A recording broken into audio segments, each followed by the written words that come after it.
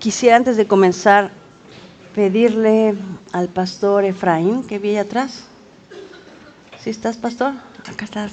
¿Puedes venir, por favor, pastor? Y quisiera pedirle al hermano Josie. ¿Dónde está?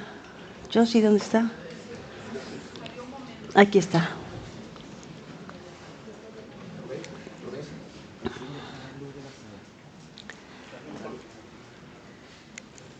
Pastor, yo sé que tienes un reto y quiero orar por ti. Ya leíste Gálatas. Padre, yo quiero rogarte por mi hermano. Te ruego que lo uses, que lo bendigas, que prosperes su camino, que ensanche sus tiendas, Señor. Gracias por el valor que le has dado. Gracias, Padre eterno, por lo que estás haciendo en su vida, en su corazón, en su ministerio, Señor. Y yo sé que Él va a levantar sus ojos y va a ver el reino de los cielos abierto, Señor. En medio quizá de un tiempo turbulento, tú lo estás levantando para ser usado, Señor, en Sevilla y en España. Así que lo pongo delante de tus pies. Te ruego, Padre, que lo uses, que fortalezcas su corazón, que le sigas dando sabiduría, entendimiento y ciencia. En el nombre de Yeshua. Amén.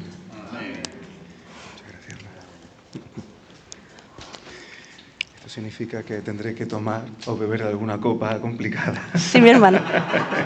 Sí. Y el hermano Josie es anciano de Israel. Y yo agradezco al Señor por su vida porque ha afectado a millones, quizá no lo sabe, quizá se lo imagina, por su vida y su ministerio, y yo ruego al Padre que lo siga usando para su gloria todos los días de su vida. Padre, gracias por la vida de los ancianos que nos has dado, por su sabiduría, por su pasión, por su paciencia, por la gracia que les has dado. Y yo sé, Padre, que lo seguirás usando a él y a su esposa para tu gloria.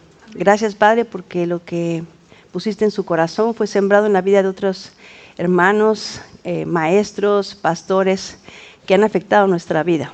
Y algunos de nosotros somos quizá nietos espirituales de él y no lo sabía. Así que te doy gracias, Padre eterno, porque sigues extendiendo tu gracia y tu misericordia en medio de nosotros. Lo bendigo, Señor, y bendigo a todos los ancianos de tu pueblo alrededor del mundo que nos tocan, Señor, por sus vidas y sobre todo con su ejemplo. Bendícelo, Padre, en el nombre de Yeshua, nuestro Salvador. Amén. Gracias, Amén, hermano, por su vida. Que el Padre le bendiga. Gracias, quiero dar al Eterno por tu vida, Katy, y porque hicimos lo que la Biblia nos decía, pero no sabíamos las consecuencias que iba a tener. En el 99 echamos nuestro pan sobre las aguas y una pareja mexicana que estaba en la iglesia donde nosotros estábamos, volvió a México y llevando el mensaje de volver a casa, volver a conocer a papá como él es y a su pueblo, Israel. Y hoy tenemos el pan que cuando dice echa tu pan sobre las aguas y volverá a ti, no nos ha vuelto aquí. Echamos allá y ahora, después de muchos años, o pocos años como queramos ver, tenemos pan que nos da el Padre para poder alimentar a su pueblo.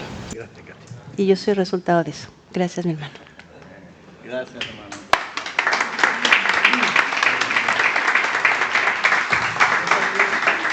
¿Quieres taburete? No, estoy bien. Bueno, ¿están listos para terminar llorando con Gálatas? Vamos a intentar terminar. ¿Creen que lo logremos? Quien está bajo ley es el que no puede heredar. Es lo que aprendimos ayer. Eso es lo opuesto a ser simiente de Abraham. Pero si Yeshua te libera de la esclavitud, entonces ya no eres extraño. Eres hijo, miembro de la familia. Y por lo tanto, estás dentro de su Torah. Y su Torah está dentro de ti y produce fruto. Amén. Así que ya no sois extranjeros ni advenedizos, sino conciudadanos de los santos y miembros de la familia de Dios.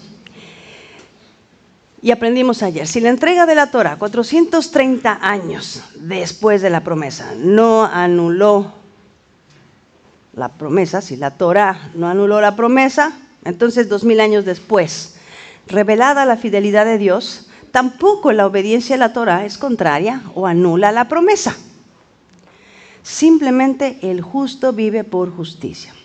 Luego dice el versículo 8 de Gálatas 4. Ciertamente en otro tiempo, no conociendo a Dios, servíais a los que por naturaleza no son dioses. Mas ahora, conociendo a Dios, o más bien siendo conocidos por Dios, ¿cómo es que os volvéis de nuevo a los débiles y pobres rudimentos a los cuales os queréis volver a esclavizar?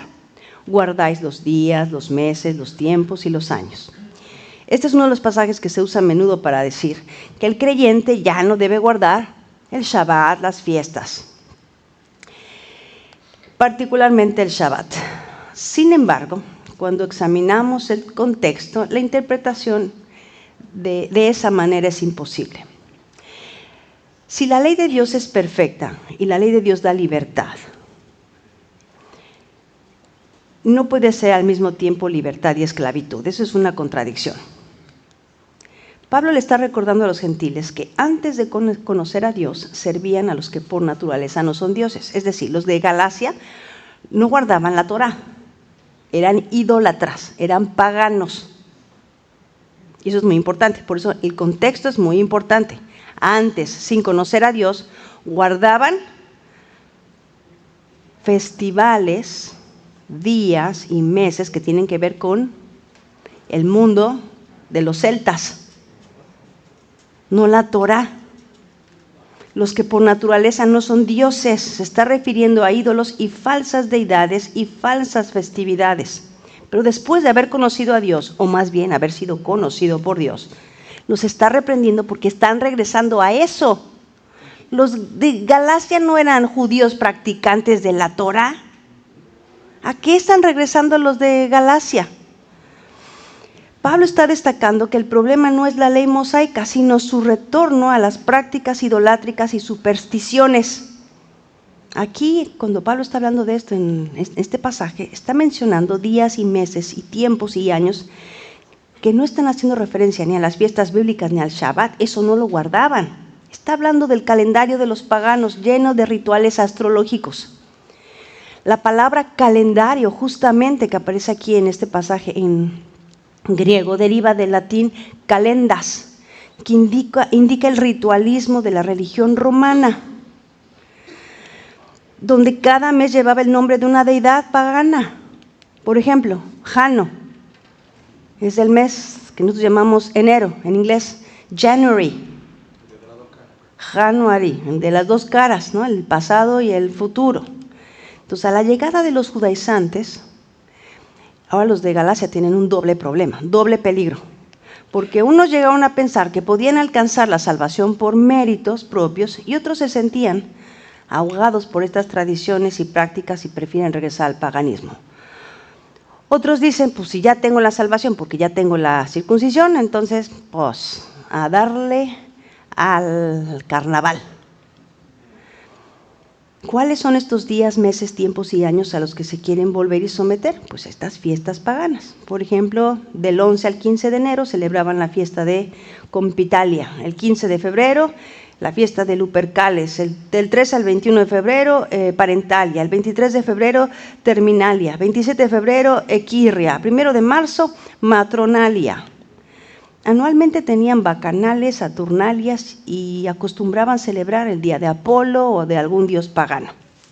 Entonces, si los gálatas venían de la idolatría, de la paganería, ¿cómo podrían estar volviendo a las fiestas de Yahweh? No tiene sentido, eso no es a lo que están volviendo.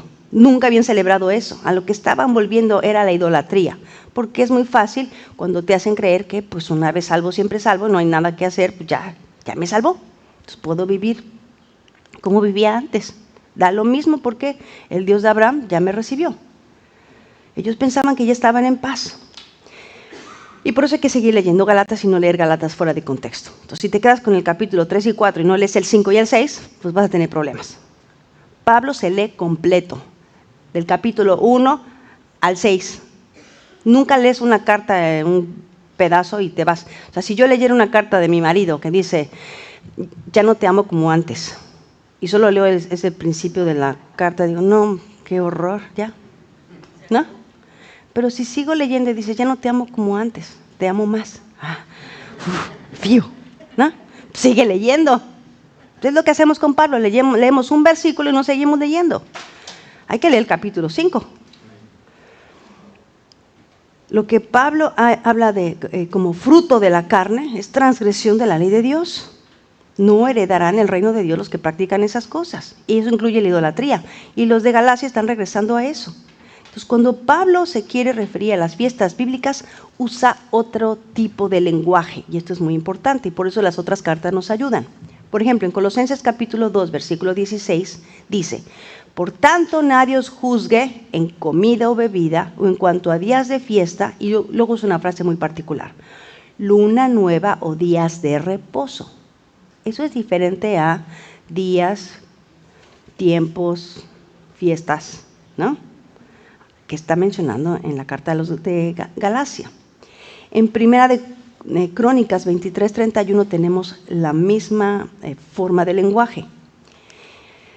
Y aquí no usa otro formato, está hablando de otras fiestas, no las de Levítico. Los únicos que decían en las Escrituras que la ley de Dios era esclavitud eran los que estaban siempre airados con Dios. Satanás es el primero que dice que la ley de Dios no es lo que parece. Los obedientes son llamados conforme al corazón de Dios, como David, como Noé, como Abraham, como Daniel. Los caminos de Elohim nos liberan de la esclavitud del mundo. Eso es lo que representa Babilonia y Egipto. En Juan 8:34 nuestro Mesías respondió: de cierto os digo que todo aquel que hace pecado, esclavo es del pecado. A eso están regresando, a esa esclavitud está volviendo la iglesia de Galacia. Entonces la idolatría es volver atrás, es regresar a la esclavitud, celebrar otras cosas, celebrar fiestas paganas, ir a la fiesta de Zeus y sentarte a comer la carne sacrificada a Zeus y dices: no importa, ya estoy circuncidado, no pasa nada. Entonces, estos gentiles convertidos, o porque les parece que es muy difícil guardar Shabbat con 2000 instrucciones, y no las 5 sencillas que tiene la Escritura, dicen: mejor me regreso atrás. Ya mucho les pasa, ¿no? Empiezan y dicen: no, esto está muy difícil, mejor regreso a hacer lo que hacía antes. Estos antes servían a dioses paganos y ahora están conociendo al Dios verdadero, pero aún así están regresando a los pobres y débiles rudimentos que antes servían. Ellos nunca habían servido a la ley. Los pobres y débiles rudimentos no es la Torah, es la paganería. Eso es a lo que están regresando. A observar ciertos días, ciertos meses, ciertos años relacionados con ciertos dioses. Aún cometiendo el error de asumir que los pobres y débiles rudimentos fueran la ley de Dios, ¿cómo pueden regresar a celebrar algo que nunca habían guardado? Aún si se nos ocurriera que a eso se está refiriendo Pablo. Entonces no puede ser. En Hechos 15, justamente lo que dicen los discípulos es: díganle a los gentiles que se aparten de idolatría. Ese es el problema. Están regresando a la idolatría. Una mala enseñanza puede hacer que regreses a la idolatría. Diles que se aparten de las contaminaciones de los ídolos, que se aparten de la fornicación, que usualmente estaba conectada con los templos paganos, que dejen de beber sangre como lo hacen los paganos y que no coman carne que murió sin ser desangrada. Porque Moisés desde tiempos antiguos tiene en cada ciudad quien lo predique en las sinagogas donde es leído cada día de reposo. O sea, ¿por qué nadie lee el siguiente versículo cuando me citan Hechos 15? Sigan leyendo, a ver, díganme qué hago con eso. Que Moisés es leído cada día de reposo. ¿Y qué es Moisés? Sino los 5 rollos de la Torah. En el concilio de Jerusalén, los apóstoles están diciéndole a los gentiles: apártense de la idolatría. Ellos incluyen sus fiestas, sus tradiciones, su comida, sus amuletos, sus libros y cualquier cosa contaminada por la idolatría. Estos de Galacia están siendo influenciados por el partido de la circuncisión, que los quiere llevar a creer que si te circuncidas, ya, tienes pase automático. Si crees que con circuncidarte ya estás bien con el Dios de Abraham, es muy probable que, influenciado por el mundo, vas a asumir que puedes participar de pecado y no pasa nada. ¿Y no nos pasaba eso antes? Pues si ya me perdonó y todo está pagado y perdonado, pues entonces, pues un poquito de pecado. El Señor está lleno de gracia. Ya en la noche voy y pido perdón. Si el reino está asegurado porque dije una oración o porque me bauticé, pues entonces ya no hay que esforzarse mucho. Obedecer y guardar las fiestas del Señor en una cultura opuesta debe haber sido muy difícil para los de Galacia. Entonces guardaban ambas. Entonces voy a guardar las fiestas del Señor y el 25 de diciembre me siento a comer jamón. Además de las costumbres que les estaban enseñando los judaizantes, como las tradiciones de lavarse las manos, hacer oraciones repetitivas. Y no es la primera vez que esto pasaba. En el Concilio de Jerusalén claramente estamos observando la necesidad de hacerles esta aclaración. ¿Desde cuándo las fiestas del Señor o el Shabbat son pobres y débiles rudimentos?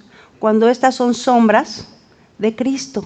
O sea, imagínate que estamos diciendo que las sombras de Cristo son pobres y débiles rudimentos. O que el tabernáculo que representa la justicia de Dios son pobres y débiles rudimentos. La ley de Dios, que es perfecta, que convierte el alma, es pobre y débil rudimento. Quien te diga eso, dile, a ver, espérame, ¿me estás diciendo que los 10 mandamientos son pobres y débiles rudimentos? No. Lo que Yeshua corrigió fue únicamente las malas prácticas. Pero no es malo practicar la Torah, porque Él dijo, escrito está, amarás a tu prójimo como a ti mismo. Él dijo, amarás al Señor tu Dios con todo tu corazón, con toda tu alma y todas tus fuerzas. Él dijo, no matarás, no cometerás adulterio y cuidado con tus ojos, porque el pecado empieza con el deseo del corazón. Luego dice el versículo 11, me temo de vosotros que haya trabajado en vano. Entonces Pablo le está reclamando, ¿cómo es posible que se metan con la fiesta de Diana? ¿Cómo es que están celebrando en el templo tal o cual Dios? ¿Cómo es que están menospreciando la gracia, volviéndose a la idolatría? Así también nosotros, cuando éramos niños, estábamos en esclavitud bajo los rudimentos del mundo. ¿Cuáles son los pobres y débiles rudimentos? ¿La Torá? No, el mundo, el cosmos, que representa el caos. Cuando éramos niños, éramos esclavos del mundo. Me temo de vosotros que haya trabajado en vano con vosotros. Os ruego, hermanos, que os hagáis como yo, porque yo también me hice como vosotros. Ningún agravio me habéis hecho, pues vosotros sabéis que a causa de una enfermedad del cuerpo os anuncié el evangelio al principio. Y no me despreciasteis, ni desechasteis por la prueba que tenía en mi cuerpo. Antes bien me recibisteis como un ángel de Dios, como a Cristo Jesús. ¿Dónde pues está esa satisfacción que experimentabais? Porque os doy testimonio de que si hubieseis podido, os hubierais sacado vuestros propios ojos para dármelos. ¿Me he hecho pues vuestro enemigo por deciros la verdad? Pablo cambia el tono, ¿verdad? Ahora está apelando a la relación personal. O sea, nos conocemos, nos amamos, nos hemos abrazado, ustedes me recibieron con amor. Si hubieran podido, se hubieran sacado los ojos para que yo pudiera ver. De manera sacrificial nos hemos tratado. Incluso cuando él estaba en una situación física difícil. Pero ahora se pregunta, ¿me he hecho vuestro enemigo por decirles la verdad? ¿Ahora no me van a hablar porque les estoy corrigiendo? Algunos de los de Galacia habían sido influenciados por los judaizantes, que estaban intentando imponer esta ley que no era la Torah. Y estaban imponiendo su propia interpretación como medio de salvación. Y Pablo está condenando el dogmatismo y advierte que el celo que tienen estos maestros no es para bien. Dice el versículo 17, tienen celo por vosotros, pero no para bien, sino que quieren apartaros de nosotros para que vosotros tengáis celo por ellos. Y es que cuando alguien quiere imponer su forma de hacer las cosas, empieza a querer tener autoridad sobre los demás, y por eso tienes que tener cuidado. Porque alguien viene y te dice, no, es que Shabbat se guarda así, mira cómo lo hago. Así se hace esto. Como tú pongas la mesa, es entre tú y el Señor. Lo que tú pongas en tu mesa es entre tú y el Señor. Pero si quieres obligar a los demás a hacer las cosas como tú las haces, entonces te estás constituyendo en autoridad de esa persona. Y la autoridad tiene que ser el Señor. Lo único que dice la Escritura es, para, detente, guárdate de hacer tus obras en el día de reposo. Tú, tu hijo, tu hija, tu siervo, tus animales que viven en tu casa. La implicación es, no compres, no vendas, prepárate para el día de reposo. Pero lo demás, cada quien, tú y el Señor, tienen que investigar qué significa guárdate de hacer tu obra. Ponte a investigarlo. Pero no quieres decirle a todos, así se hace, y esto es lo que hago, y esto es lo que tienes que hacer, y esto, así se ora, y porque no lo dice. Pero cuando queremos imponer nuestro dogma, nuestra interpretación sobre los demás, sobre cómo se guarda el mandamiento, ahí empezamos a tener problemas. Y por eso también tenemos tanta división, y por eso empezamos a hacer cosas raras, y por eso empieza a haber celo. O sea, ¿tú de quién eres? ¿Cuál es tu maestro? ¿A quién sigues? ¿No? Y pasaba en el primer siglo, ¿no? No, yo soy de Apolos. No, yo soy de Bernabé, yo soy de Silas. Ay, no, yo soy de Cristo, ¿no? Algunos se sentían superiores, otros decían, a mí me enseñó Pedro, a mí me enseñó Pablo. ¿Quién es tu autoridad? Otra vez, ¿de qué se trata la carta de los Gálatas? ¿Quién es tu autoridad? ¿Los hombres o directo el de arriba? Tienen celo por vosotros, pero no para bien, sino que quieren apartaros de nosotros para que vosotros tengáis celo por ellos. Bueno es mostrar celo en lo bueno siempre, y no solamente cuando estoy presente con vosotros. Hijitos míos, por quienes vuelvo a sufrir dolores de parto, hasta que Cristo sea formado en vosotros. Quisiera estar con vosotros ahora mismo y cambiar de tono, pues estoy perplejo en cuanto a vosotros. O sea, si hubiera tenido WhatsApp, Pablo hubiera tenido que mandar mensaje de audio para que escucharan su tono de voz, porque yo lo leo y digo, se enojó. Pero es que tiene razón, dice, me está doliendo, que habían entendido la palabra y están regresando. O sea, no solo están siguiendo tradiciones, sino que se están volviendo al mundo por una mala enseñanza. A los de Galacia alguien les enseñó mal, les dijo que ellos eran salvos y se circuncidaban. Y Pablo está expresando su preocupación, porque el celo de los judaizantes que intentaban alejar a los gálatas de la verdad, la palabra de Dios, estaban teniendo celo de algo que no era correcto. Y eso pasa. A veces somos más celosos de la tradición que de la palabra. Necesitamos ser celosos de la palabra. Y no solo cuando tu maestro está presente, sino en lo oscurito, cuando nadie te ve. Tienes que tener celo de la palabra. Ahí es donde el fruto realmente se manifiesta. En lo cruptos, dice la Escritura, en lo privado. Cuando estás en lo secreto. ¿Qué miras? ¿Qué piensas? ¿Qué escuchas? Él nos llama a ser celosos en lo correcto, no solo cuando Él está presente, sino en todo momento. Y Pablo está mostrando su dolor emocional. Como buen pastor, siente dolor como el de una madre que está a punto de dar a luz. Anhela que Cristo se forme completamente en los hermanos de Galacia. Porque este era el asunto. Una vez circuncidados, salvos como garantía, es lo que sintieron que no había ningún problema en ceder a la presión de sus amigos, de su familia, de continuar guardando los solsticios de invierno, las fiestas paganas, y al mismo tiempo guardar las fiestas al estilo de los fariseos, que de acuerdo al capítulo 3 los mantenía en maldición, porque los rituales humanos no son lo que nos acercan a Dios. Y luego va una parte que es muy importante, porque esta que sigue también es bien difícil. Dice Gálatas 4:21, decidme los que queréis estar bajo la ley. ¿No habéis oído la ley? Ahí otra vez dice en griego, lagetemoi, oiupo, nomon, solantes, eivaiton, nomon, ouk, akoute. La traducción mecánica sería algo así, a la ley no están oyendo.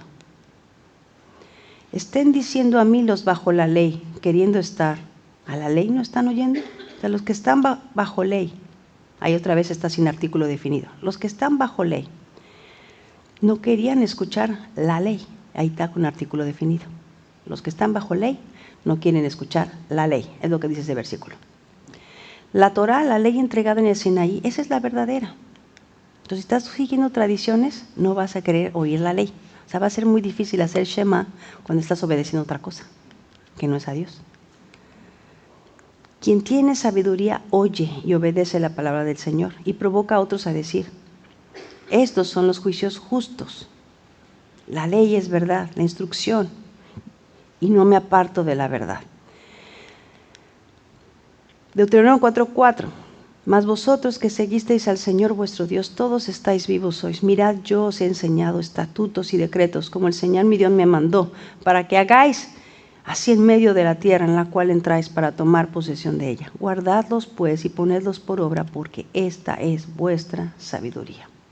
Y entonces los pueblos dirán, ciertamente, pueblo sabio y entendido es este, nación grande es esta. ¿Qué nación grande hay que tenga dioses tan cercanos a ellos como lo está Yahweh, el Señor de los ejércitos? Este es el Dios que se acercó a nosotros y lo tuvimos cerquita, caminó entre nosotros y más cerquita está en el corazón del que le ama. Por tanto, guarda tu alma con diligencia para que no te olvides de las cosas que tus ojos han visto. Como explicamos en la introducción, el primer día, los judíos en el tiempo de Yeshua vivían bajo un sistema religioso formado por tradiciones. Y esta tradición transmitida de generación en generación, que conocemos como la Mishnah, el Midrash, el Talmud, y esta tradición oral, estas alajás, estas hagadás, este judaísmo rabínico, no te acerca más a Dios. No hay evidencia de que jamás Moisés haya recibido esta tradición oral. Y por esta razón tenemos que tener mucho cuidado, porque es bien fácil agarrar cosas que además vienen de Babilonia.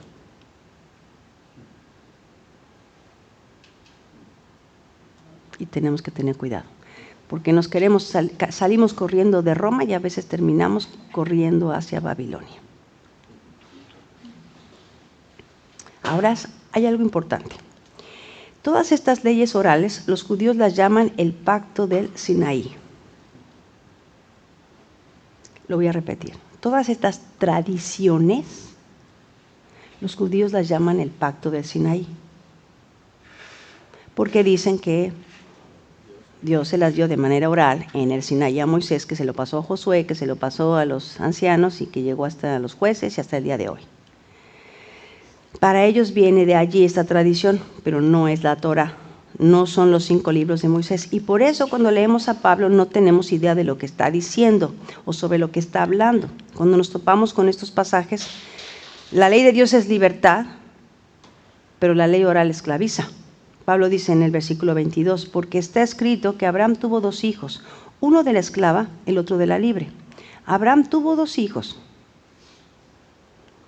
El hijo de la esclava es Ismael, que nació según la carne, es decir, por voluntad humana. Esto ocurrió cuando Sara le propone a Abraham tomar a Agar para tener un hijo. Y entonces nace Ismael. Y tenemos problemas hasta el día de hoy por esta decisión, ¿verdad? Este nacimiento fue un intento de ayudar a Dios a cumplir su promesa. En contraste, el hijo de la mujer libre, Isaac, nació por promesa, es decir, por voluntad divina. Y Pablo va a usar esta historia como una alegoría para explicar los 2 pactos. Estas 2 mujeres representan los 2 pactos. El primero, asociado con Agar, viene del monte Sinaí y da hijos para esclavitud. Sin embargo, este no es el pacto de Abraham. ¿De qué pacto está hablando? Porque el pacto que Dios hizo con Abraham no se estableció en el Sinaí. ¿Dónde se estableció el pacto con Abraham? En la tierra prometida. Cuando entras a la tierra prometida, el pacto que hizo el Señor fue allí. El pacto del Sinaí se refiere al pacto de la circuncisión de la tradición oral judía. no del pacto que hizo el Señor con Abraham, sino de este pacto que estaban realizando, estableciendo un rito que van a llamar el rito de Moisés. Luego dice el versículo 23, pero el de la esclava nació según la carne, mas el de la libre por la promesa, lo cual es una alegoría, pues estas mujeres son los dos pactos. El uno proviene del monte Sinaí, el cual da hijos para esclavitud. Cuando el Señor sacó a Israel de Egipto y los llevó al monte Sinaí, ¿fue para hacerlos esclavos otra vez? Fue para hacerlos libres, para enseñarlos a ser libres. Entonces, esta alegoría que está usando Pablo no está diciendo que cuando el Señor llevó al pueblo de Israel al monte Sinaí fue para esclavizarlos con la ley. Está haciendo esta alegoría para que puedan entender que la ley oral que les están enseñando, que llaman los judíos el pacto del Sinaí, es como lo que hizo Abraham con Agar, que produjo carne, un hijo de la carne. Este pacto no es el pacto de la ley en el sentido original del testimonio del Sinaí, más bien se refiere a la tradición oral, la cual se expandió en torno al pacto de la circuncisión. La circuncisión solamente era la señal, pero lo convirtieron en un pacto. Se convirtió en un pacto de sangre para ellos, que no proviene directamente de Dios. Es un pacto humano en la carne. Pacto en la carne. Dios no hace pactos en carne humana. Este pacto de la circuncisión da hijos según la carne y no según las promesas que hizo Dios con Abraham. El pacto que hizo Dios con Abraham es: tú serás mi hijo, yo seré su Dios. Este es el pacto de Dios. Y sí tenía una señal de la circuncisión, pero era la señal nada más. Este pacto, el que están convirtiendo de la circuncisión, este es en la carne.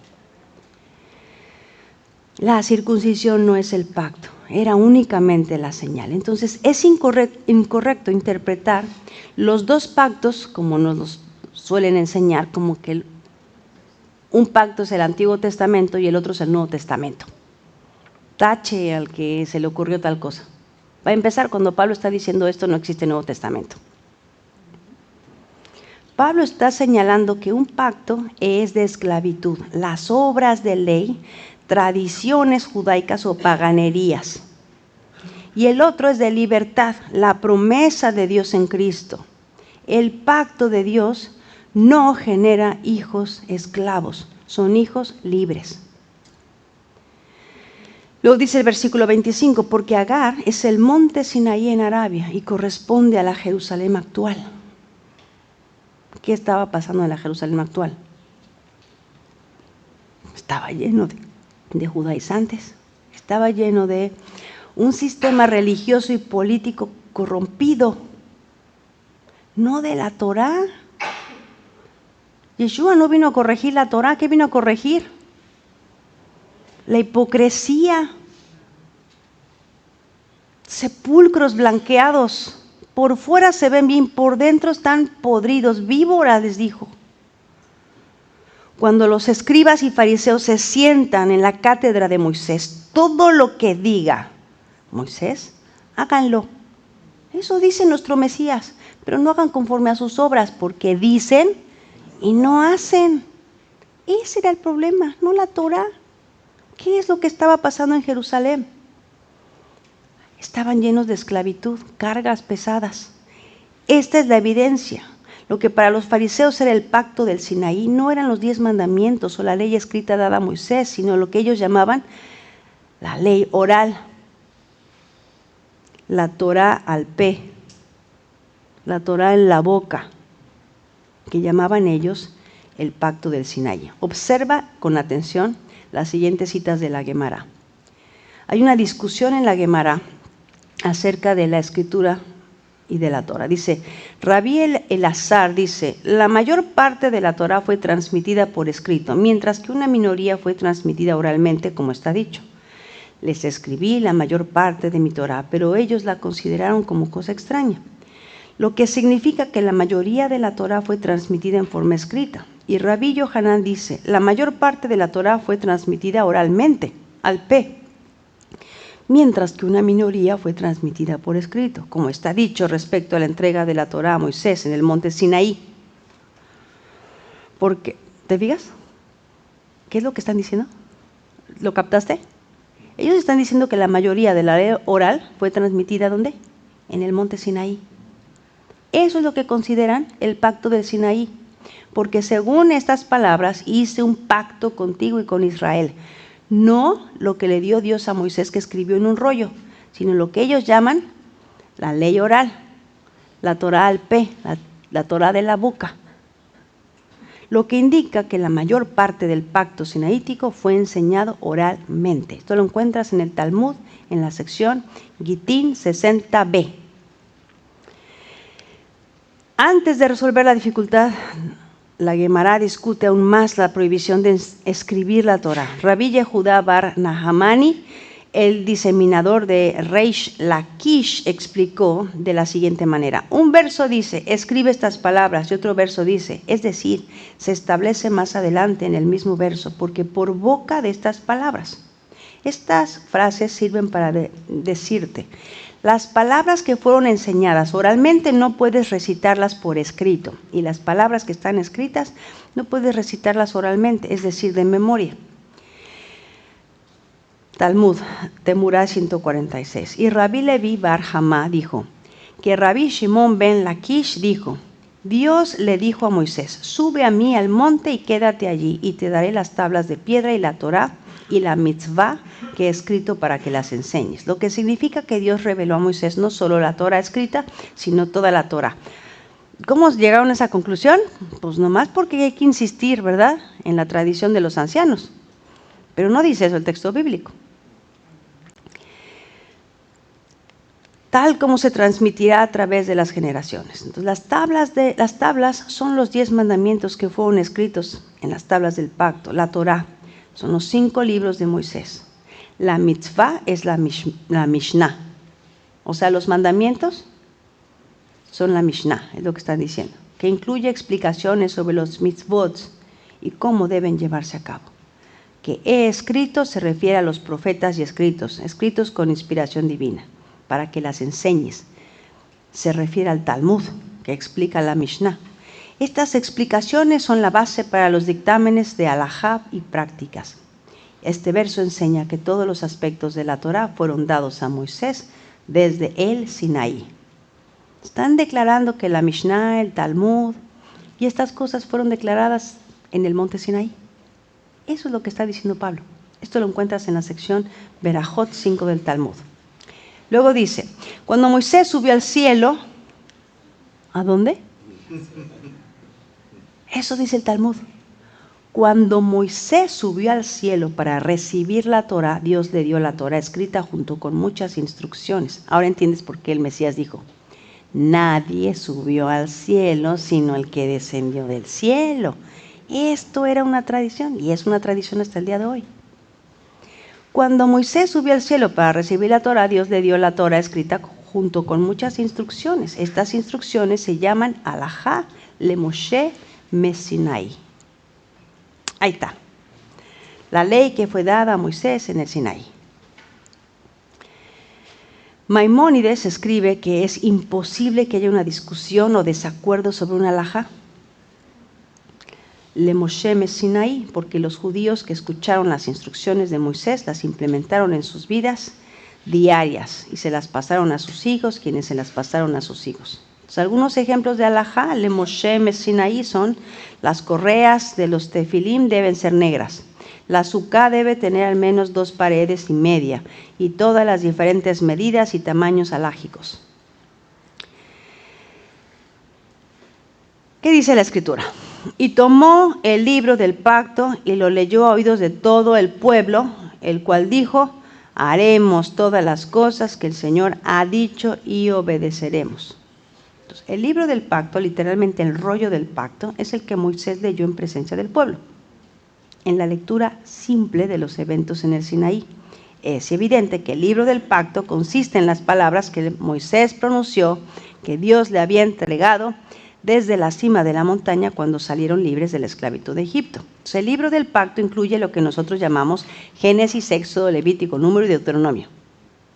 Nada más. Eso es lo que hay que obedecer. Eso fue ratificado por la intención del pueblo cuando dijo, todo lo que el Señor dijo, haremos y obedeceremos. Ese es el libro del pacto. Entonces Pablo, con esta alegoría de Agar y de Sara, está diciendo, Agar representa la Jerusalén terrenal, vinculada a la tradición oral,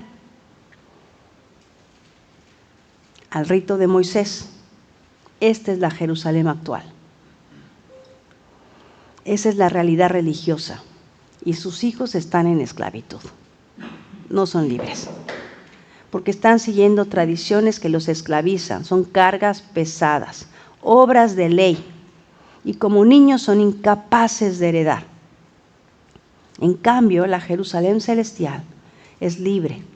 Y esta es la madre de todos los creyentes, los cuales son nacidos por la promesa de Dios. Porque solamente lo que viene de arriba te hace libre, no lo que viene de los hombres.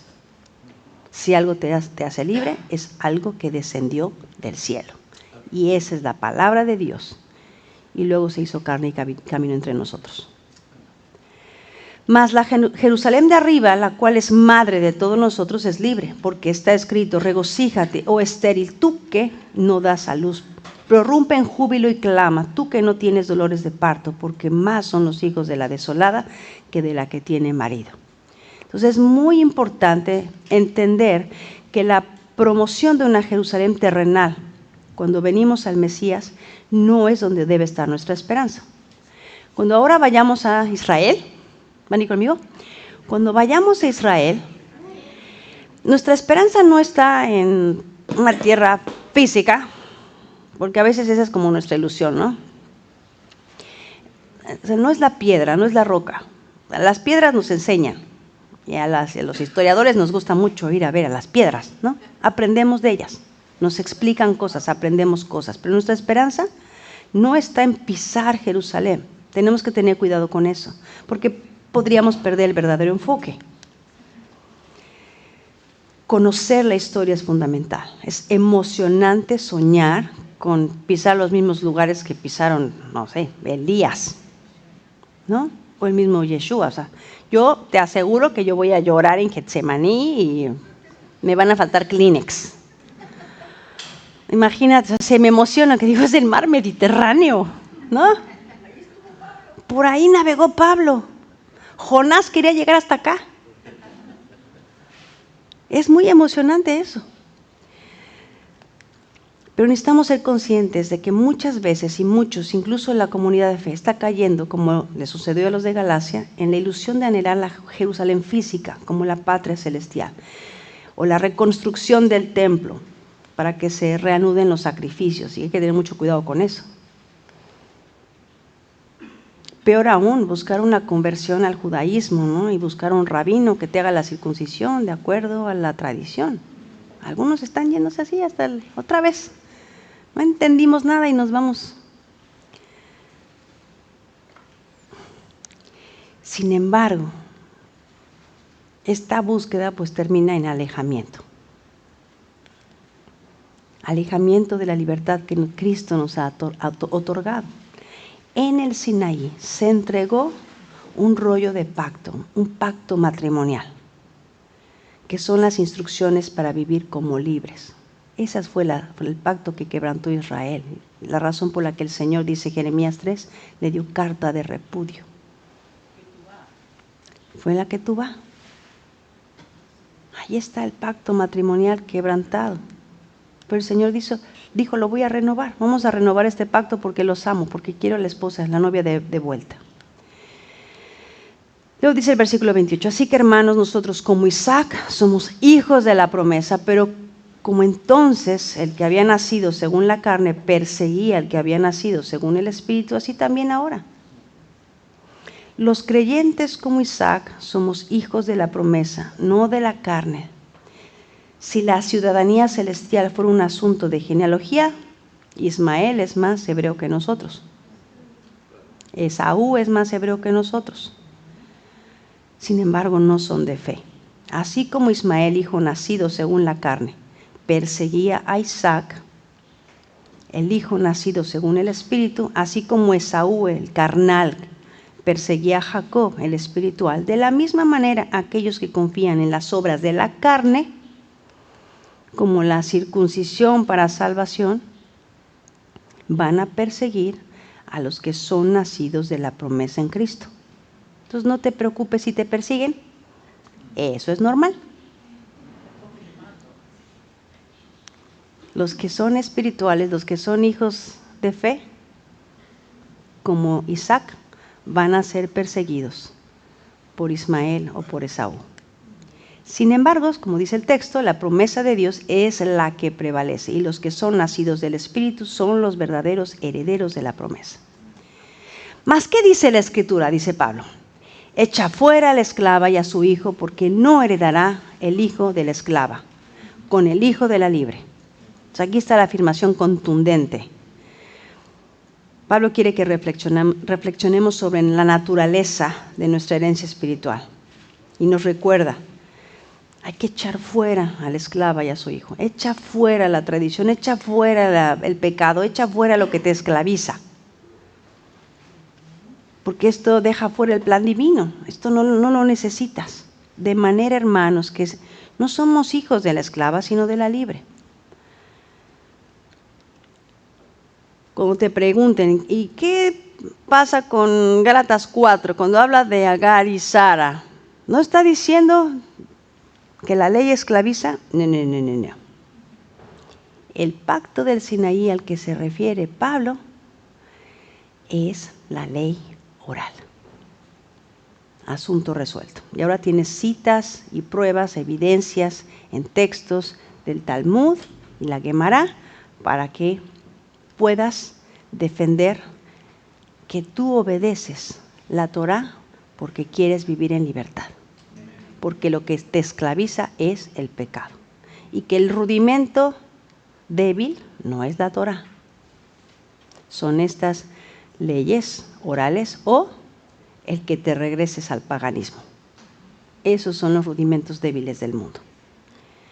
Esta es nuestra evidencia. Pablo está señalando que la tradición oral, la llamada Torá al P, se presenta como una interpretación paralela a la que Dios entregó, a la que los judíos llaman el pacto del Sinaí. Hay una clara distinción. Una es la ley de Dios con artículo definido y otra es obras de ley sin artículo definido.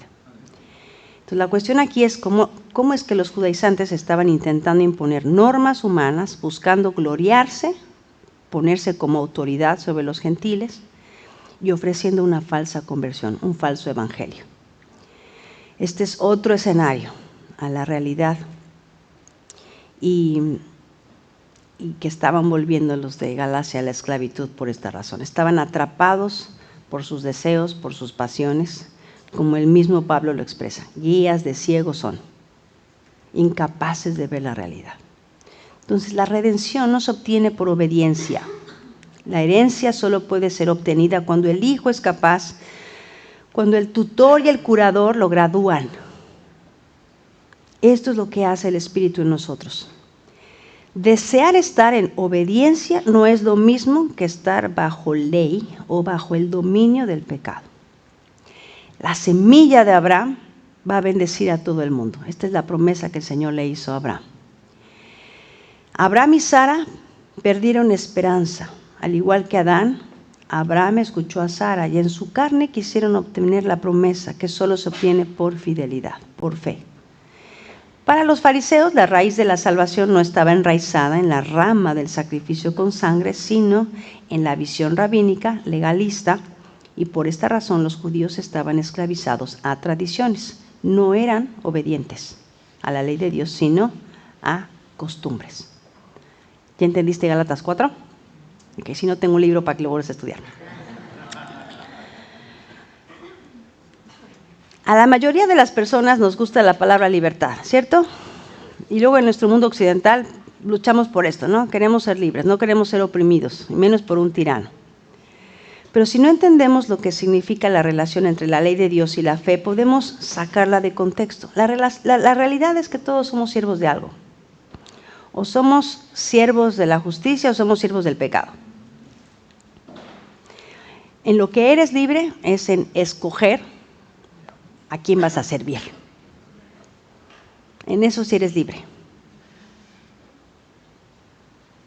Pero solo hay dos opciones: o eres esclavo del pecado o eres esclavo de Jesucristo. Cuando entramos en relación con Dios, Pablo dice que ahora le podemos llamar Abba, el Padre. Por cierto, Abba no es hebreo. ¿Saben qué idioma es? Muy bien, arameo, si entran a las clases. Muy bien. Palomita. ¿Y qué significa Abba? El amor, el Padre. Realmente no es diminutivo. Como es arameo, la letra Aleph al final de la palabra Abba en arameo es el artículo. En hebreo dices Ha'ab, dices el Padre. En arameo dices Abba. El artículo queda al final de la palabra con la letra Aleph. Entonces, Abba en hebreo significa el Padre. Dice Gálatas 5:1, estad pues firmes en la libertad con que Cristo nos hizo libres y no estéis otra vez sujetos al yugo de la esclavitud. Entonces nos queda claro que la ley de Dios no es esclavitud, la ley de Dios es libertad. Dijo el Señor, aquí pongo la bendición y la maldición. Si oyereis hoy mi voz, si oyereis los mandamientos del Señor vuestro Dios, si te apartas del camino del mundo que yo te ordeno para ir en pos de mí, yo seré tu Dios. Santiago dice en el capítulo 2 de su carta, en el versículo 11, porque el que dijo, no cometerás adulterio, también ha dicho, no matarás. Ahora bien, si no cometes adulterio, pero matas, ya te has hecho transgresor de la ley. Así hablad y así haced, como los que habéis de ser juzgados por la ley de la libertad. Subráyalo, ponlo grandote allí. Como te digan, la ley de Dios es esclavitud. No. Santiago 2:11 dice otra cosa. La ley de Dios es libertad. Para libertad el Mesías nos ha llamado. Nuestro Mesías dijo, si ustedes cometen pecado, esclavos son del pecado. El que es esclavo es el que comete pecado. Cuando escuchamos la palabra libertad, tenemos ideas quizá a veces distintas a lo que es la realidad de la Escritura. Yo me acuerdo que cuando yo era joven, yo pensaba que la libertad era que cuando mis padres salían de casa yo podía hacer lo que yo quisiera, mientras no hubiera evidencia de lo que había hecho. No se espanten, no fui muy rebelde, la verdad es que siempre fui muy, en México decimos muy ñoña, pero estar echada viendo la tele 4 horas sin arreglar el cuarto, sin hacer la tarea, esa era mi idea de libertad, ¿no? Pero eso no es libertad. Porque cuando estás sometido a tu naturaleza carnal, eres esclavo. Y si no tenemos cuidado, si no andamos en libertad, vamos a terminar bajo el yugo de alguien o bajo el yugo de la esclavitud del pecado. Por eso es importante recordar las palabras del Mesías. De cierto os digo que todo aquel que hace pecado, esclavo es del pecado. Y el esclavo no queda en casa para siempre. El esclavo no hereda. El hijo sí queda para siempre. El hijo es obediente. El hijo clama, Abba. ¿Cómo lo hago, papá? ¿Cómo lo hago? ¿Cómo quieres que lo haga? Tú explícame cómo lo hago. Y obedezco. Entonces hay una relación entre libertad y victoria. No existe tal cosa como libertad absoluta, como les decía. La libertad que tienes es para escoger a quién vas a servir. Yo ya no quiero servir al pecado. Yo ya no quiero servir a la transgresión de la ley de Dios. Yo quiero ser libre aún de mi propia carne. Porque si la dejo suelta, Pedro dice en su segunda carta, Simón Pedro, siervo y apóstol de Jesucristo, a los que habéis alcanzado por la justicia de nuestro Dios y Salvador Jesucristo una fe igualmente preciosa que la nuestra.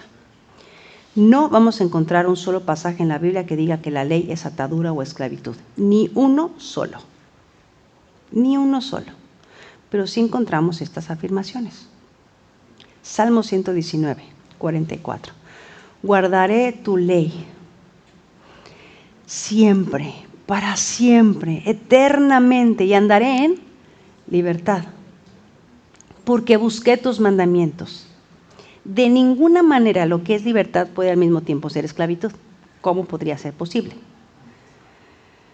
Entonces, lo que es libertad no es esclavitud. Pablo ha expresado esto en su carta, que los falsos hermanos habían entrado para espiar la libertad de los creyentes con el fin de esclavizarlos. Entonces, la esclavitud en ese contexto se refiere a someter a los creyentes gentiles a la observancia de obras de ley y en particular a la circuncisión conforme al rito de Moisés.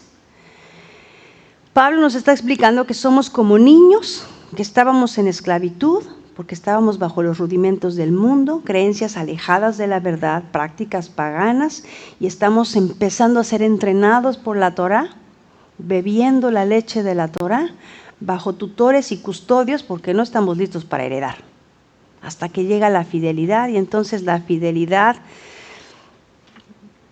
que nos inunda, nos invade y nos transforma, nos hace entonces capaces de vivir en santidad y en libertad. Al final de su carta, Pablo nos exhorta a no caer en el engaño, a la arrogancia de creer que sabemos más, que somos más de lo que debemos pensar de nosotros, porque una falsa percepción también de nosotros mismos nos esclaviza. Entonces hay que tener cuidado. Cuando dices, no, es que yo ya soy más bueno que antes, yo ya guardo Shabbat, yo ya guardo las fiestas, admírenme, sorpréndanse, ¿no?, de lo bueno que soy. No, todavía no. Estamos en proceso de transformación y a algunos nos va a tomar 40 años. Algunos veníamos de menos 60 y pues ya estamos a lo mejor en menos 10, ya va mejor, pero todavía falta mucho camino para que llegues a la estatura del varón perfecto. Si te miras con otros creyentes, pues a lo mejor eres un poco mejor que los demás.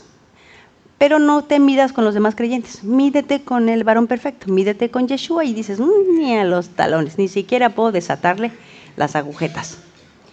Dice Pablo, he aquí, yo Pablo os digo que si os circuncidáis de nada os aprovechará Cristo. Y otra vez testifico a todo hombre que se circuncida que está obligado a guardar toda la ley. O sea, que te circuncides no significa que ahora puedes hacer lo que se te da la gana. Y si te circuncidas para salvación, tendrías que guardar toda la ley perfectamente. Y nadie puede. Ese no es el propósito de la ley, esa no es la altura de la ley. Tendrías que guardar toda la ley perfectamente para salvarte. Levante la mano. Obedecer para salvación es una carga muy pesada para llevar y nadie puede. La obediencia por amor es lo que siempre Dios pidió. Ahora pues, Israel, ¿qué pide el Señor tu Dios de ti? Sino que temas al Señor tu Dios, que andes en todos sus caminos y que lo ames. Y si vas al Señor tu Dios con todo tu corazón y con toda tu alma, que guarde los mandamientos que el Señor te ha dado, sus estatutos que yo te prescribo hoy, para que tengas prosperidad. No dice para que seas salvo, para que te vaya bien en esta vida. Yo guardo sus mandamientos y me va bien.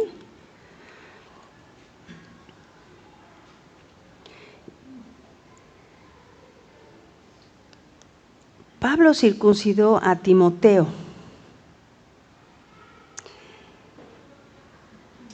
Si pensáramos que la obediencia a los mandamientos de Dios nos excluye de su gracia, Pablo hizo algo que habría excluido a Timoteo de la salvación. ¿Estás de acuerdo? Entonces, Pablo no ve a la circuncisión como un asunto que hiciera a Timoteo caer de la gracia. Pero Timoteo estaba listo para tomar el paso de la circuncisión, no para salvación. Entonces hay una gran diferencia. Lo que enseñaba en los del partido de la circuncisión era circuncisión para salvación. La circuncisión de Timoteo no fue para salvación. La circuncisión es un mandamiento que fue dado a Abraham, un hombre de fe, un hombre que fue justificado por su fe y que le ordenó circuncidarse como testimonio de la muerte en la carne. Dios le dijo algo a Salomón: si tú caminas en todos mis estatutos y mandamientos, entonces estableceré lo que le prometí a David. Si Salomón hubiera sido perfecto, el reino se hubiera establecido, pero él no fue perfecto. ¿Quién fue perfecto? Yeshua el Mesías. Él fue perfecto, él ofreció su vida en sacrificio. Y por eso dice Pablo: de Cristo os desligasteis los que por la ley os justificáis, de la gracia habéis caído. Entonces, pretender justificarte por la Torah, por tus propios méritos, por derramar tu propia sangre en la circuncisión, es desligarte de la justicia vertical de Dios, del sacrificio sustituto. No dice que la circuncisión sea algo malo, porque entonces estaría Pablo en una condición como de esquizofrénico yendo a circuncidar a Timoteo. No es algo malo la circuncisión en sí misma. Entonces, el mensaje de Pablo se está centrando en el contexto del mal uso de la Torah, el mal uso de la ley, incluyendo la circuncisión.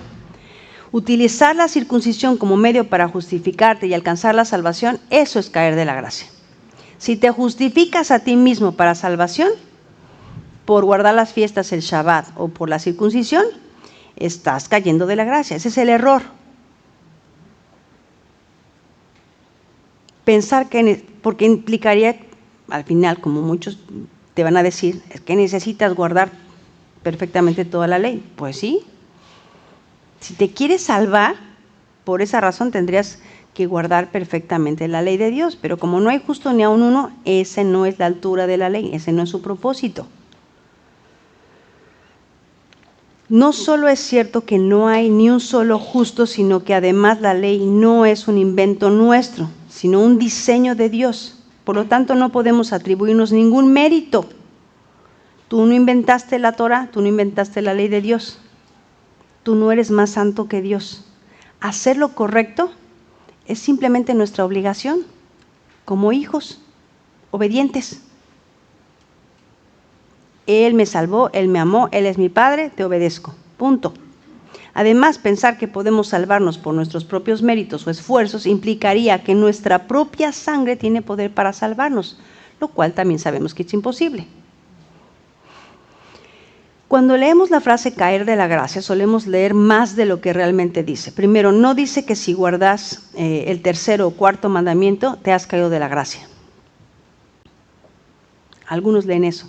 Y cuando te citen ese mandamiento, diles, a ver, si guardo el mandamiento de no matarás, ¿caí de la gracia? ¿Por qué nos dicen que caemos de la gracia cuando guardamos el cuarto mandamiento y no te dicen que caes de la gracia cuando eres fiel en tu matrimonio?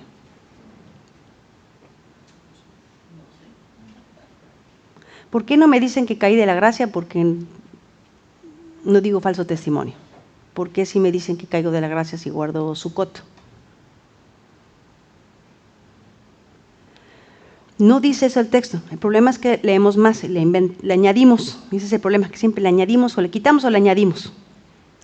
No dice que si guardas el tercer mandamiento o el cuarto mandamiento es caído de la gracia. Dice específicamente, si te justificas usando la circuncisión como elemento salvífico, has caído de la gracia. Y por eso diles, a ver, léeme completo el pasaje. ¿Está hablando del cuarto mandamiento, del tercero, del segundo? O sea, puedo tener... Si no tengo ídolos y el Señor es mi único Dios, ¿caigo de la gracia? Está diciendo que si me justifico con la circuncisión, pensando que la circuncisión me salva, he caído de la gracia. Si la salvación significa alcanzar la vida eterna, la cual vamos a recibir el día de la resurrección, esta promesa fue confirmada y asegurada mediante la renovación del pacto que quedó ratificada por la sangre de Cristo, que murió, fue sepultado y resucitó al tercer día. Lo curioso es que son los que predican una vez salvo, siempre salvo, los que te van a decir que si obedeces la ley vas a caer de la gracia. Y hay una gran confusión en esto. Porque por un lado te dicen que la salvación no se pierde, pero por otro lado te dicen que si guardas los mandamientos la pierdes.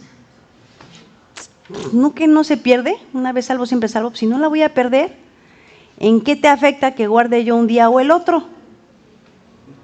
¿Por qué te peleas conmigo por un día o por otro si la salvación no se pierde? La salvación, por cierto, no es una cosa que agarras y te guardas en la bolsa. La salvación no es una cosa, la salvación es una persona. La salvación es Yehoshua, la salvación de Yahweh. Él no se pierde. La salvación no se pierde porque la salvación no es la cosa que se me olvidó en el cajón. La salvación es una persona. Mientras tú caminas detrás de Yeshua, tú vas detrás de la salvación. Por eso, el que persevera hasta el fin, ese será salvo. ¿Detrás de qué perseveras? De Yeshua. Él no se pierde jamás. Nosotros somos los que nos podemos apartar. Pero el camino de vida está dispuesto para que yo llegue a la gracia, al campamento de Dios. La palabra Járitos, la frase que dice, habéis caído de la gracia, en griego dice, Járitos ekepesate. La palabra griega ekpipto básicamente significa pisotear. Si tú utilizas la circuncisión como medio para salvación, cuando dice has caído de la gracia, realmente lo que dice has pisoteado la gracia. Tropezaste de la gracia de Dios. Eso implica que no habían entendido lo que significaba la gracia de Dios. Pablo le dice a Timoteo, pero sabemos que la ley es buena si uno la usa correctamente, si uno la usa legítimamente. Hay una forma correcta y una forma incorrecta de usar la ley.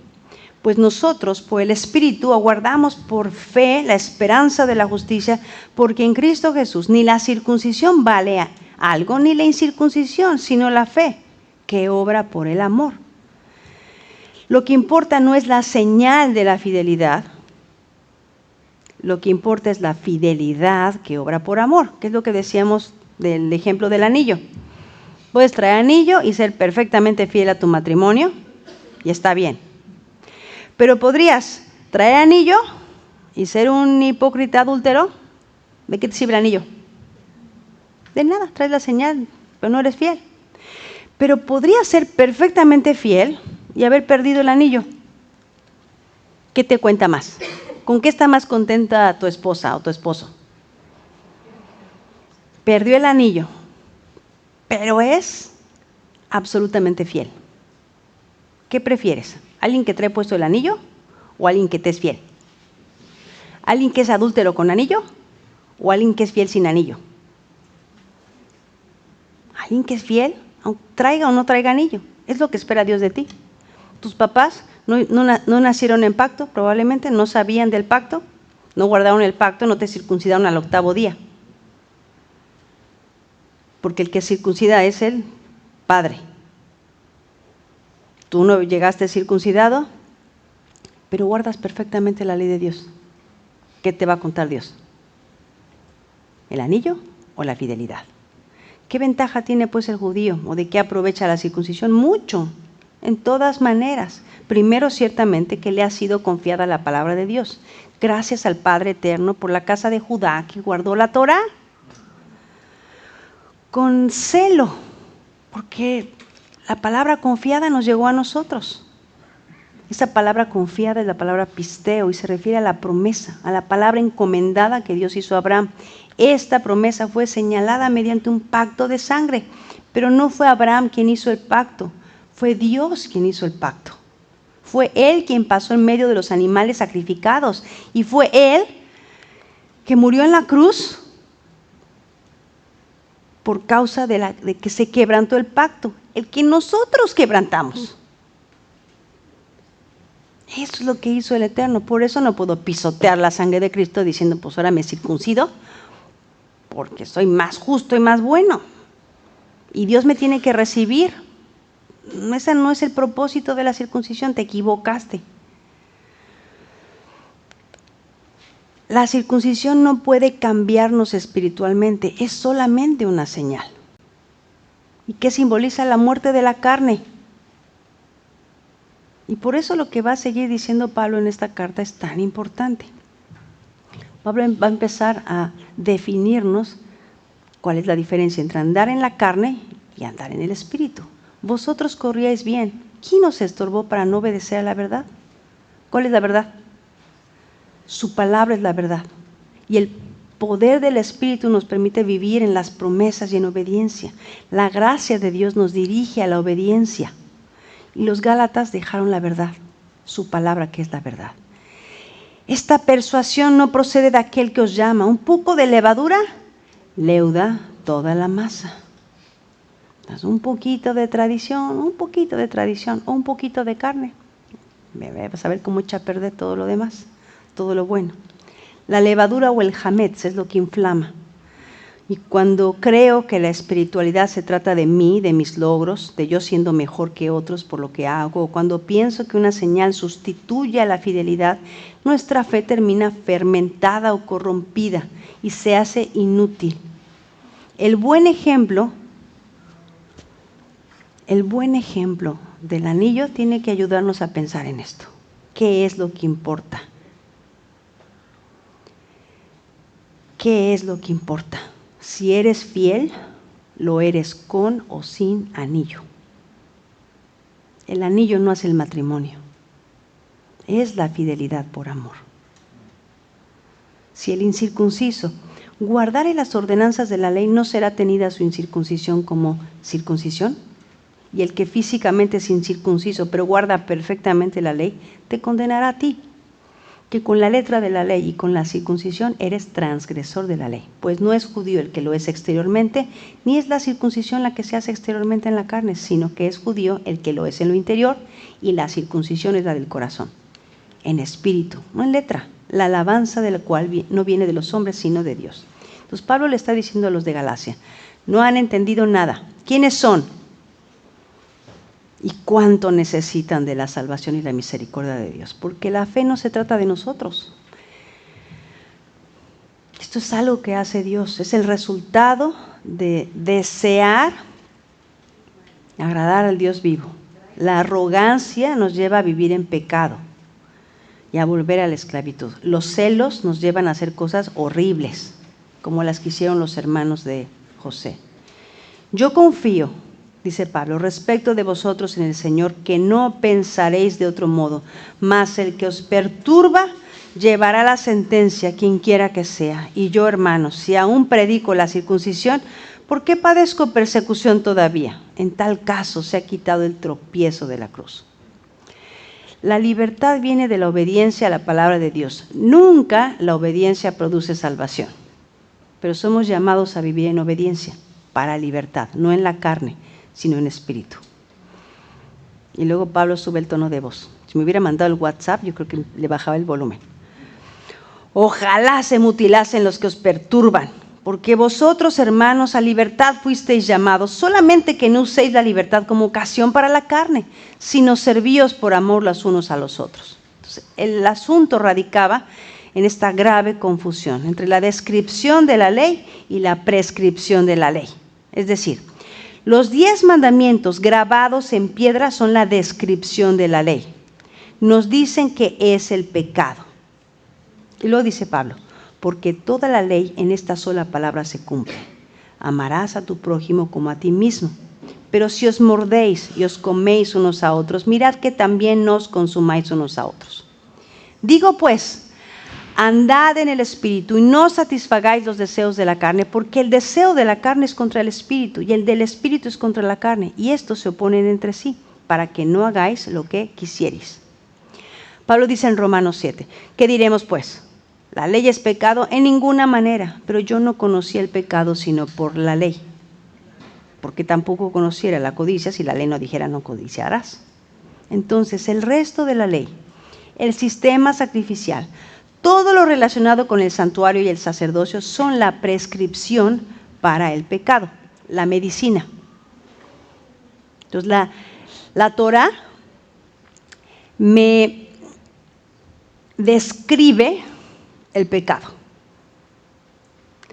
Y el sistema sacrificial, la justicia de Dios, es la prescripción. Uno me hace el escáner y otro me pasa la receta.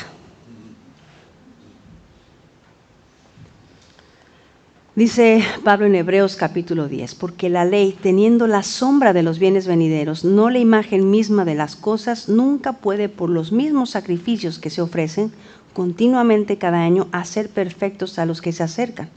De otra manera cesarían de ofrecerse, pues los que tributan este culto limpios una vez no tendrían ya más conciencia de pecado.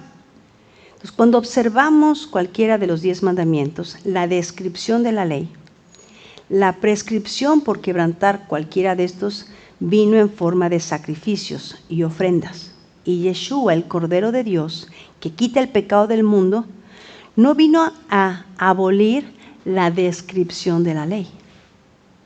vino a cumplir la prescripción por lo que hicimos.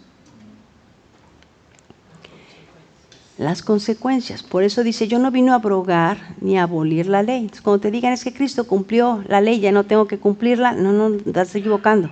La descripción sigue vigente, porque siguen habiendo consecuencias si yo quebranto la ley de Dios.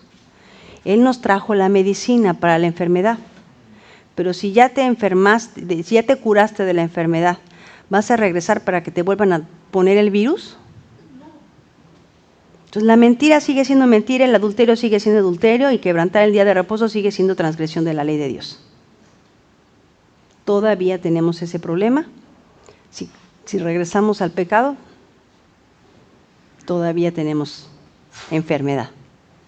Pero los que estamos en Cristo ya no practicamos el pecado. ¿Quién se enferma por decisión propia? Necesitamos entender la diferencia. Y si puedes explicarle a alguien la diferencia entre descripción y prescripción, cumple mi tarea el día de hoy.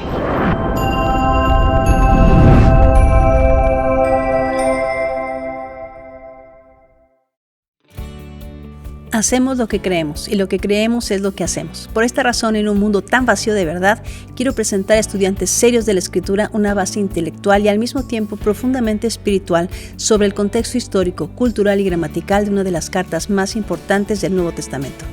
En Gálatas, Autoridad y Evangelio, descubrirás que nuestra interpretación de la carta de Pablo nos llevará por uno de dos caminos, la santidad o la ilegalidad. Que la autoridad del Evangelio transforme tu vida.